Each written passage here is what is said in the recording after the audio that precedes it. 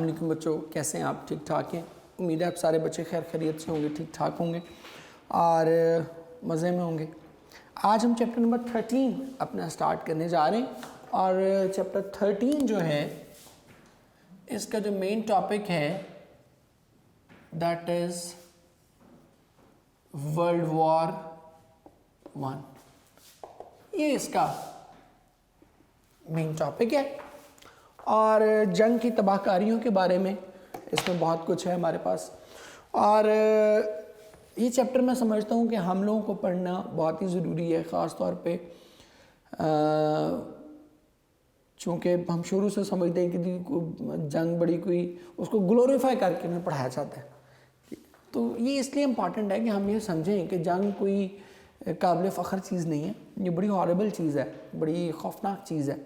आप बहुत अरसा दराज तक उसके असरात से आप निकल नहीं पाते, तो it is a tough thing, not an enjoyable thing. और ये भी आपको इस चैप्टर में पता चलेगा कि किस तरह छोटी छोटी चीज़ें मिलके एक बड़ी एक ज़बरदस्त सानहा, एक बड़ी कैटास्ट्रॉफी, एक बड़ी मैसिव डिस्ट्रक्शन पैदा कर देती हैं। लास्ट चैप्टर में हमने पढ़ा था ऑस्ट्रिया और सर्बिया की, जो इसने बात की कि वहाँ से ये बेसिकली मामला शुरू हुआ और उसके बाद फिर चलता रहा। वो दो मुल्कों के दरमियान जो छोटी सी झड़प थी वो इतनी बड़ी जंग बन गई कि 5 साल तक मुसलसल वो जंग लड़ी जाती रही। वर्ल्ड वॉर 1 की अगर हम बात करें तो वर्ल्ड वॉर 1 जो है ये शुरू हुई थी तकरीबन कोई 28 जुलाई से शुरू हुई थी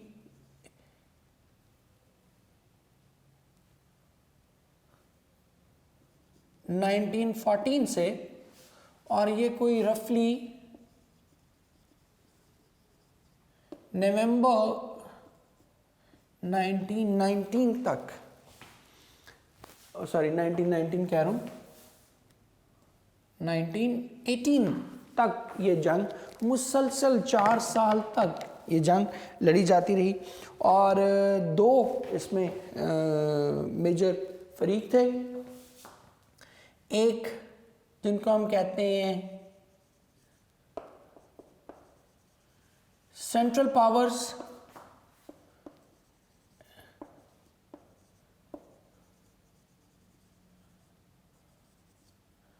लेड बाय जर्मनी, और दूसरी थी allied powers led by the UK.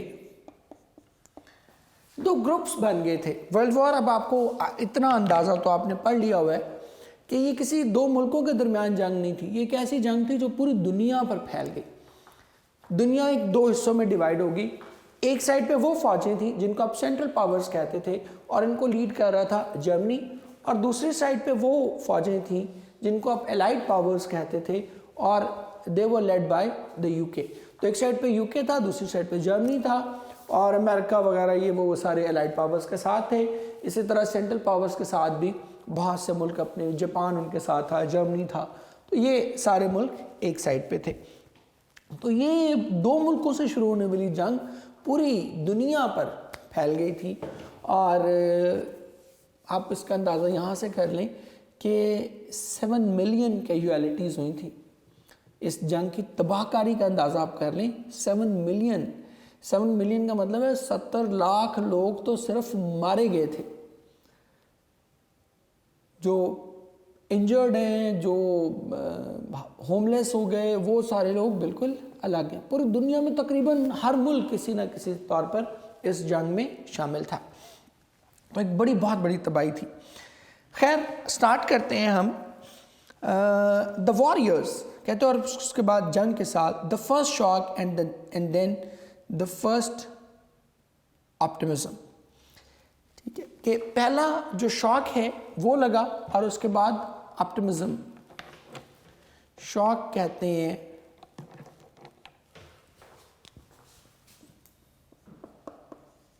Fear, horror, terror, और ऑप्टिमिज्म कहते हैं होप, उम्मीद, ये जॉय, कि पहली खुशी और पहला खौफ और पहली खुशी। अब ये इसमें ना आपके हिस्टोरिक रेफरेंसेस बहुत ही ज़्यादा आएंगे, बहुत ही ज़्यादा आएंगे। तो क्वेश्चंस के साथ ही मैं इसको लिख रहा हूँ।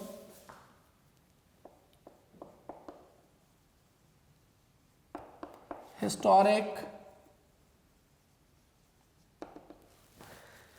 वो साथ ही लिख रहा हूँ। और ये जेम्स हिल्टन का कमाल है, मैं हमेशा कहता होता हूँ कि बड़ा नॉवेल निगार, बड़ा राइटर, बड़ा अदीब वो होता है कि अगर उसके दौर का और कोई रिकॉर्ड और कोई हिस्ट्री भी अवेलेबल ना हो तो सिर्फ उसकी जो राइटिंग्स हैं they should be sufficient enough to portray that era of his. उसकी राइटिंग से हमें उस दौर के होने वाले अहम वाक़यात का पता चल जाना चाहिए। ये होता है बड़ा राइटर। अब जेम्स हिल्टन ने अपने दौर में, जिस दौर को वो डिस्कस कर रहे हैं 1848 से 1934, उस दौर की कोई चीज़ ऐसी नहीं है जो उसने छोड़ी हो, मतलब कोई हिस्टोरिक इवेंट ऐसा नहीं है जो उसने छोड़ा हो। अब ये जो फर्स्ट शॉक और फर्स्ट ऑप्टिमिज्म है, ये ज़रा समझ लें। ये दुनिया, ये जो वर्ल्ड वॉर 1 थी, ये 2 हिस्सों में कह लें कि डिवाइडेड थी। पावर्स तो 2 थी, जंग का अपना स्पैन वो 2 हिस्सों में डिवाइडेड था। पहला होता है 1914 से 1916, ये एक फेज है, 2 फेजेस में डिवाइड है, यूं कह लें। 1914 से 1916, और ये है इन्वेजन ऑफ फ्रांस। और इस फेज की खास बात क्या थी?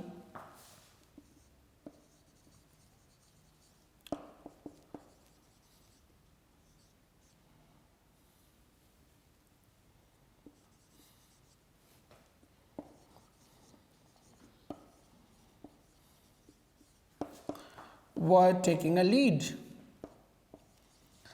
इस पहले हिस्से को सेंट्रल पावर्स जीत रही थी, यूके नहीं जीत रहा था, जर्मनी जीत रहा था पहले 2 सालों में जंग को, ठीक है। और जब चूंकि मैसाचुसेट्स यूके का रिहायशी है, ब्रिटिशर है, तो इसलिए वो इन 2 सालों को क्या कह रहे हैं? ये 2 साल क्या हैं? They are actually the first shock. इन 2 सालों को कह रहे हैं। अल्टीमेटली तो बरतानिया जीत गया था, लेकिन शुरू ही से वो विक्टोरियस पोजीशन में नहीं थे।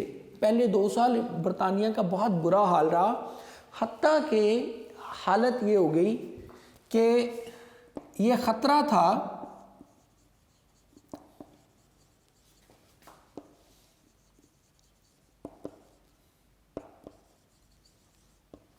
कि Paris was about to fall. अब आपको पता है, अगर आप नक्शे पे देखें तो फ्रांस और इंग्लैंड ये बॉर्डरिंग कंट्रीज़ हैं, जैसे पाकिस्तान और इंडिया हैं। तो पेरिस और इंग्लैंड में बहुत थोड़ा डिफरेंस है, मतलब डिस्टेंस बहुत थोड़ा है। तो पेरिस ऐसा एक वक्त में लग रहा था कि पेरिस पर क्या होगा, कब्जा हो जाएगा। ये बैटल ऑफ मान आगे तस्करा भी उसका आएगा अभी इसमें, ठीक है, लिख ही देता हूँ इधर।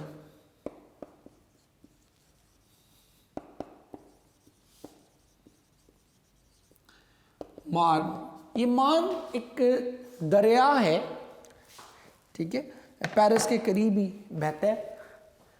तो उस पर ये जंग लड़ी गई थी, और ख़तरा ये था कि अगर ये जंग भी जीत गई सेंट्रल पावर्स तो पेरिस फॉल कर जाएगा, पेरिस पे कब्जा हो जाएगा। और अगर पेरिस पे कब्जा हो गया तो इट मीन्स के जो इत्तेहादी अफवाज हैं, जो अलाइड पावर्स हैं, वो भी फिर क्या होंगी, फॉर एवर अल्टीमेटली डिफीट हो जाएंगी, मुकम्मल शिकस्त हो जाएगी। बिकॉज उनके सर पे आके बैठ जाता ना दुश्मन, उनके बिल्कुल बॉर्डर पे आके बैठ जाता। तो एक वक्त तो ये था 1914 से 1916 का कि बिल्कुल जो सेंट्रल पावर्स थी they were taking a lead, they were defeating them all ends up, बिल्कुल मुकम्मल तौर पर उन्होंने, जिसको पंजाबी में कहते हैं लम्या पा लेना, कि बिल्कुल लटा दिया उन्होंने कि भाई उनके सामने ठहर ही नहीं पा रही थी एलाइड फोर्सेस।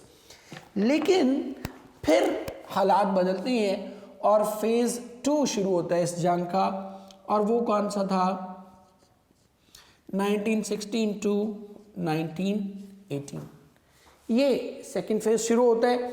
और ये सेकंड फेज़ शुरू होता है, मैं इसको थोड़ा और नीचे लिख देता हूँ,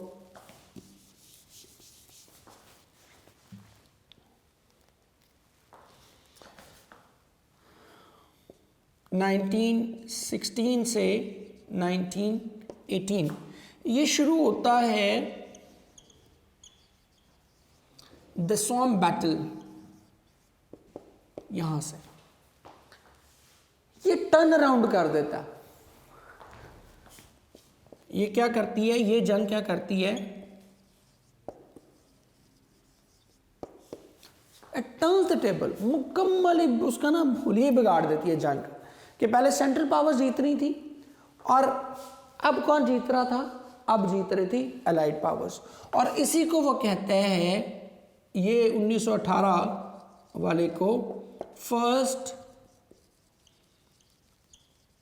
ऑप्टिमिज्म, कि यहां उसको बिल्कुल क्या हुई थी, खौफ में मुब्तला हो गए थे। लेकिन फिर अल्टीमेटली क्या हुआ, एक खुशी भी आई। उस दुख, तकलीफ, टेरर, हॉरर के बाद अल्टीमेटली दे फेल्ट प्लीज्ड। ठीक हो गया जी। सो ये है basically first shock and then the first optimism. इनको समझना, इन सारी चीज़ों को, इसमें बहुत सारी चीज़ें ऐसी आएंगी जो हिस्टोरिक रेफरेंसेस हैं, जैसे चैप्टर 10 में अगर आपको याद हो तो आए थे। और मैं कोशिश करूँगा कि आप सारे बच्चों को वो एक्सप्लेन करूँ, क्योंकि उनकी एक्सप्लेनेशन से ही आपको समझ आएगी कि जेम्स हल्टन क्या कहना चाह रहे हैं। नहीं तो अदरवाइज़ मैं इसके सिर्फ ट्रांसलेशन पढ़ा के चला जाऊँगा, चीज़ें इस तरह से एक्सप्लेन नहीं करूँगा हिस्टोरिक इवेंट्स को, तो बाद में आप जेम्स हल्टन को गालियाँ दे रहे होंगे कि क्या फजूल चीज़ लिखी इसने। ठीक है, ऐसा नहीं, उसने बड़ी शानदार चीज़ें लिखी हैं और एक एक चीज़ एक्सप्लेन की है। उसको डिस्क्राइब करना इंपॉर्टेंट है, उसको समझाना इंपॉर्टेंट है। द वॉरियर्स कहते हैं कि जंग के साल, the first shock and then the first optimism, कहते हैं कि पहला खौफ और उसके बाद पहली उम्मीद। द बैटल ऑफ मार्न, कहते हैं कि जंग मार्न। The Russian stream roller, Kitchener ये स्ट्रीम रोलर थे, आबदोज़ें थी और उस दौर में ये बड़ा ही फेमस हुआ था। ठीक है, ये पूरा एक, जैसे आज हम कहते हैं ना, सपोज़ F-16 है, या मतलब ये हमारे JF-17 थंडर हैं, या और जितने लेटेस्ट कोई इक्विपमेंट आता है, तो वो उसके एक बार दुनिया में धूम मच जाती है कि वाह जी वाह क्या कमाल चीज़ आ गई है। सुपरसोनिक जेट्स बनाए हैं इन्होंने। तो वो क्या है, वो बेसिकली एक एडवांसमेंट है, मिलिट्री एडवांसमेंट है। तो किचनर भी एक मिलिट्री एडवांसमेंट थी और लोग बड़ा उस पर फ़ख्र किया करते थे रशियंस। अब ये बैटल ऑफ मार्न, ये वही बैटल ऑफ मार्न है जिसके बारे में मैंने यहाँ बताया। It was fought near Paris, और पेरिस के बिल्कुल आप कह लें कि बॉर्डर लाइन पे आ गए थे। And the whole world was fearing कि पेरिस फॉल कर जाएगा, और पेरिस फॉल किया, फ्रांस उनके कब्जे में चला गया, तो फिर इंग्लैंड पे कब्जा करना बिल्कुल भी उनके लिए मुश्किल नहीं होगा। सो बहुत पहले फेज में बहुत बैकफुट पे थे allied powers. Do you think it will last long sir, कहते कि जनाब आपका क्या ख्याल है कि ये जंग बहुत ज़्यादा देर तक जारी रहेगी। Chips question as he watch the first trial games of the season, कहते कि चिप्स से ये सवाल किया गया जब वो पहले सीज़न की तरबियती खेलें देख रहा था। Gave quite a cherry answer. Cherry कहते हैं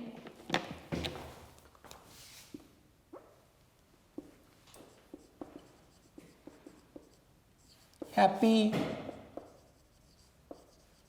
जॉयफुल, गे, ऑप्टिमिस्टिक, ये सारी चीज़ें आप इसमें ऐड कर सकते। कहते कि जब ये सवाल किया गया जब वो पहले सीज़न की तरबीती खेलें देख रहा था, तो उसने खासा खुशकिन जवाब दिया था। He was like thousands of others hopelessly wrong. Hopelessly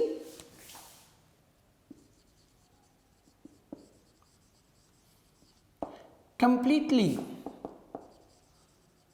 fully, wholly, कि वो भी उन लोगों में शामिल था जो बदकिस्मती से मुकम्मल तौर पर गलत थे। But unlike thousands of others, लेकिन दूसरे हज़ारों लोगों की तरह, he did not afterwards conceal the fact. Conceal कहते हैं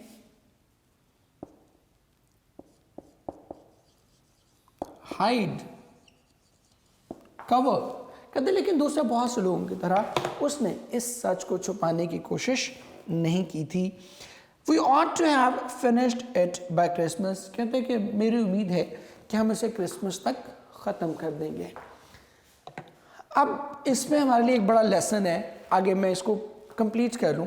the Germans are already beaten, कहते हैं कि जर्मन्स को पहले ही शिकस्त दी जा चुकी है। बट वाई, मगर क्यों? Are you thinking of joining up Forrester, कहते कि फॉरेस्टर क्या तुम फौज में शामिल होने के बारे में सोच रहे हो? अब इसमें दो तीन चीज़ें हैं जो आपको बड़ी समझने वाली हैं, एज ए नेशन हमारे लिए लर्निंग वाली चीज़ें हैं। पहली चीज़ तो ये है कि शुरू कब हो रही है? जुलाई में, और वो कहते क्रिसमस तक ख़त्म हो जाएंगी। ठीक है,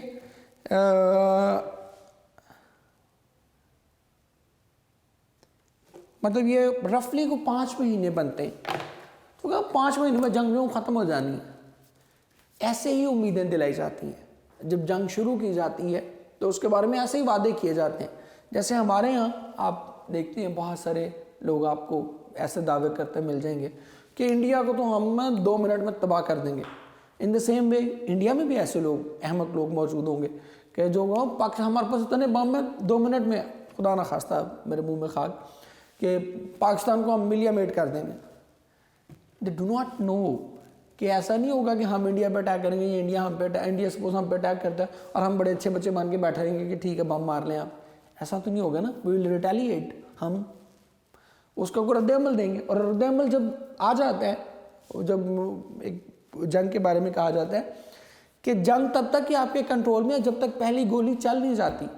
जब पहली गोली चल जाती है उसके बाद जंग किसी के कंट्रोल में नहीं रहती। वो सारे अंदाजे, वो सारी कैलकुलेशंस वो क्या होती हैं, ख़त्म हो जाती हैं, बर्बाद हो। उसके बाद फिर हालात के रहमो करम पे होते हैं कि कब वो चीज़ ख़त्म हो। तो यहाँ चिप्स का जो रिएक्शन है वो सारे उन लोगों के लिए एक क्वेश्चन है, एक वार्निंग है कि देखिए जिसको वो समझ रहा था कि 4-5 महीने में ख़त्म हो जाएगी, वो 4 साल में जाके चीज़ ख़त्म हुई। और चिप्स उस वक्त कोई यंग इमेच्योर शख्स नहीं था कि वो एनालिसिस ना ठीक कर सको। इतना मैच्योर आदमी जो रिटायर हो चुका है, जो 70 साल का है, ऑलमोस्ट 65-66 साल का है, रफली 66 साल टू बी एग्जैक्ट, वो उसकी असेसमेंट इतनी गलत है कि जिस चीज़ को वो फील कर रहा था कि 4 महीने में ख़त्म हो जाएगी, वो 4 साल में ख़त्म होती है जाके। ठीक है, तो ये है। और दूसरा, the Germans are already beaten. दूसरी एक और भी लेसन है कि किस तरह जंग के बारे में गलत इत्तलाएँ, गलत अफवाहें चलाई जाती हैं कि जर्मन से फ्रांस तक पहुँचे हुए हैं और यहाँ के लोगों को क्या बताया जा रहा था कि बस ये हमने जंग जीत ली, फिक्र ही ना करें, जर्मन्स को तो हमने डिफीट कर दिया। हालांकि जर्मन्स कहाँ पहुँचे हुए हैं? जर्मन्स फ्रांस पहुँचे हुए हैं, ठीक है, पेरिस मिल के पहुँचे हुए हैं और दे आर फीलिंग कि बस अभी जाने वाला है, पेरिस फॉल कर जाएगा। लेकिन अपनी आवाम को क्या बताया जा रहा है कि जी बस मसला ही कोई नहीं, जर्मन्स को तो हमने तबाह बर्बाद कर दिया।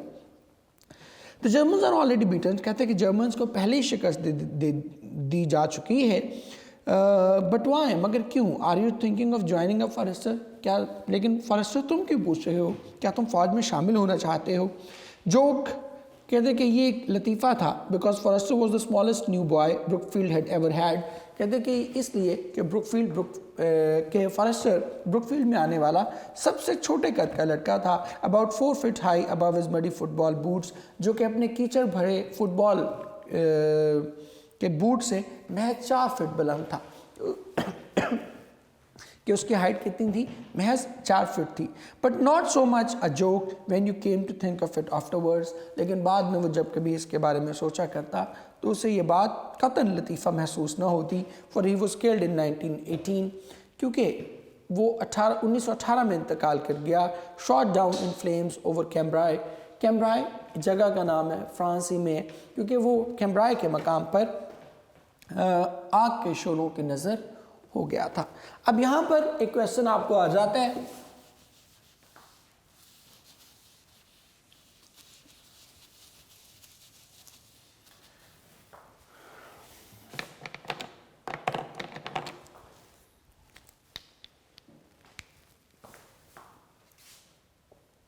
वो क्वेश्चन आता है जी, हु वॉज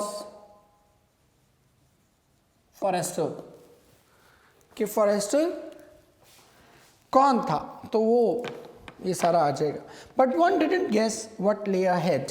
अब वन डिडंट गेस, इसको हाईलाइट कर लें।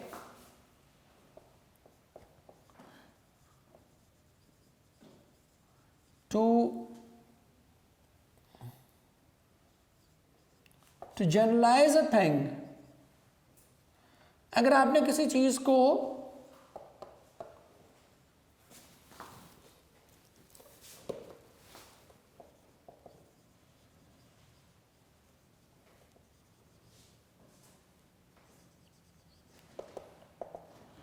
एक जनरलाइज करना है, एक रूल बनाना है, तो फिर उसके लिए आप वन यूज करेंगे, ही, शी, इट, हिज, हिम, हर, कुछ भी यूज नहीं करेंगे। अभी एक रूल बना रहे हैं ना कि कोई भी शख्स, दुनिया में मौजूद कोई भी शख्स फ्यूचर के बारे में प्रेडिक्शन नहीं कर सकता। तो इसके लिए वो क्या कह रहे हैं, but one didn't guess what lay ahead, तो लेकिन कोई भी शख्स मुस्तकबिल के बारे में पेशगोई नहीं कर सकता। It seem tragically sensational, tragically, ऊपर ही चले लिख देता हूं,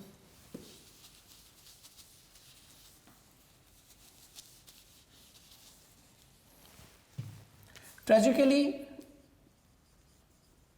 सैडली,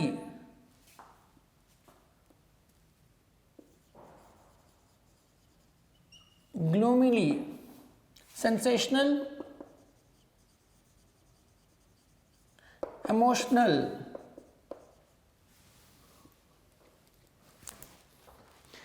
कहते कि उसे उस वक्त शदीद दुख हुआ था, when the first Brookfieldian was killed in action, जब ब्रुकफील्ड का पहला बच्चा इस जंग में मारा गया इन सितंबर के महीने में।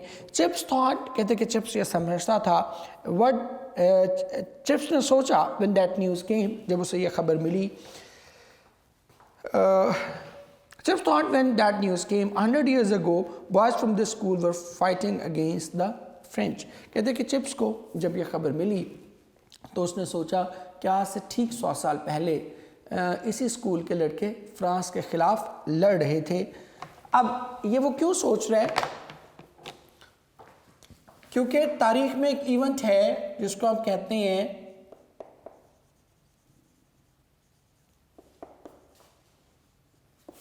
$100 years of wars, 100 years of wars।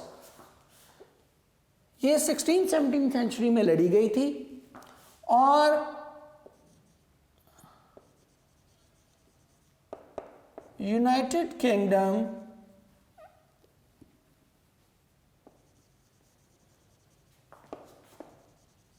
And France fought for 116 years। ये भी लेसन है हमारे लिए। 116 साल तक दुनिया के ये तरक्की याफ्ता तरीन ममालिक लड़ते रहे मुसलसल for 116 years, but now they realized कि जंग मसले का हल नहीं है, वो बॉर्डर फ्री कर दिए हैं। सो यहाँ से आप अंदाज़ा करें कि how they have emerged and how they have learned their lessons. कहते हैं कि अब ये एक दिलचस्प बात क्यों है कि वो कहते हैं कि आज से महज 100 साल पहले यही हम फ्रांस के खिलाफ लड़े थे और आज क्या है, आज फ्रांस और बरतानिया क्या थे, इत्तेहादी थे, दे वर द एलाइज, इकट्ठे लड़ रहे थे। अब वो दोनों मिलके जर्मनी के खिलाफ लड़े थे। ये इतनी अहमकाना बात है, ये इतनी शॉकिंग बात होगी, अहमकाना तो नहीं कहना चाहिए, शॉकिंग कहना चाहिए कि जैसे कल को आज से 100 साल बाद इंडिया और पाकिस्तान ये मिल के किसी तीसरे मुल्क के खिलाफ लड़ रहे हो, तो आप क्या सोचेंगे, यार हम तो सारी ज़िंदगी, ये हमारी जनरेशन या आप लोगों की जनरेशन क्या समझती रही, इंडिया को दुश्मन नंबर 1 और इंडिया की जो हमारी जनरेशन है अभी तक की वो पाकिस्तान को दुश्मन नंबर 1 समझती रही। तो क्या कभी तारीख में ऐसा हो सकता है? कितना शॉकिंग, कितना अजीब लगेगा कि इंडिया और पाकिस्तान मिलके किसी के खिलाफ लड़े। तो इसलिए चिप्स को अजीब लग रहा है। Chips thought when that news came, कहते कि चिप्स तक जब ये खबर आई तो उसने सोचा कि कितनी अजीब बात है कि आज से 100 साल पहले बरतानिया के लड़के फ्रांस के खिलाफ लड़ रहे थे। Strange in a way that the sacrifice of one generation should so cancel out those of another. कहते कि ये अजीब बात है कि किस तरह एक नस्ल की कुर्बानियाँ दूसरी नस्ल की कुर्बानियों को ज़ाया कर देती हैं। ही एक्सप्रेस दिस टू ब्लेड्स, कहते कि उसने यही बात, ब्लेड्स ये नाम है, the head of the school house, कहते कि उसने यही बात स्कूल हाउस के निगरान ब्लेड्स को बताना चाहिए। But Blades 18 years old and already in a training for cadetship, cadetship कहते हैं सोल्जर, फौजी, मिलिट्री ट्रेनिंग। कहते हैं लेकिन ब्लेड्स जो कि महज 18 साल का था और पहले ही फौजी तरबियत के लिए फ़ौज में शामिल हो चुका था, ओनली लाफ्ड, वो महज हंस दिया। वो समझे ही नहीं कि वो बात क्या कहना चाह रहे, सेंसिटिविटी ही बात की नहीं समझा। What had all that history stuff to do with it, कहते कि आखिरकार इस तमाम तर तारीख का इस मामले से क्या ताल्लुक है। एनी हाउ, मतलब छोड़ो परे, just old chips with one of his queer ideas that's all. Queer कहते हैं स्ट्रेंज, ऑकवर्ड, ऑड, कहते हैं कि ये महज बूढ़े चिप्स के अपनी अजीबोगरीब ख्यालात हैं। ठीक है, इस पे हम अब कल बात करेंगे कि उसने ये बात क्यों कही। आज के लिए इतना ही आप बच्चों के लिए, कल इंशाल्लाह आप बच्चों के साथ दोबारा मुलाकात होगी। टिल देन आप सब बच्चों के लिए बहुत सी दुआएं, जीते रहें, खुश रहें, अल्लाह हाफ़िज़।